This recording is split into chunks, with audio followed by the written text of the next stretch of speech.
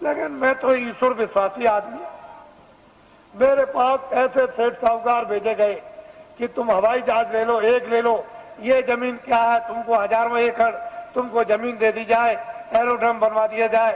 मेरे पास बड़े बड़े सेठ आए और उन्होंने कहा कि हम सब कुछ सेवा करने को तैयार हैं। हमने क्या करेंगे? कह लगे जो आप जितना चाहे धन हम खर्च कर देंगे। तो मैंने कहा एक काम कीजिए कि अयोध्या में, मथुरा में और यहाँ और हरिद्वार में और नासिक में लूले लंगड़े अंधे बहरे ये तमाम रहते हैं बेचारे गरीब, जिनके पास कपड़ा और खाना नहीं है। तो मैं बताऊंगा कि कंबल, अनाज और रोटियां और ये दवाएं ये सब तुम ट्रक में ला दो और चलो मेरे सामने बांटो। कह लगे ये काम नहीं हो सकता, ये काम नहीं हो सकता। तो हमने कि भाई ये काम नहीं हो सकता तो ये भी नहीं हो सकता। क्यों?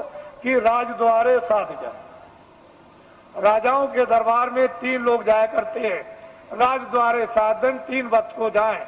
साधु जो है 3 चीज हो जाते हैं, के मान, के माया, के मीठा की चाह। या मीठा के लिए, मान के लिए, धन के लिए। तो इनमें से तीनों चीजें हमको कुछ नहीं चाहिए। न मीठा चाहिए, न मान चाहिए और न माया चाहिए। अब बोलिए अब आप क्या चाहिए? कह लगे तब फिर ये तो मुझे लालच दी गई। मेरी जगह पर अगर कोई आदमी होता और तो बिल्कुल सराबोर हो जाता, लेकिन मैं तो एक सिद्धांतवादी, छोटा मोटा आदमी, एक सेवक। मैं तो भगवान में विश्वास करने वाला। मैं तो जानता हूं कि जब ये किराए का मकान है, ये किराए का मकान है, तो क्या तुम संतुलन लेकर, मकान लेकर क्या मैं ये जमीन लेकर जाऊंगा?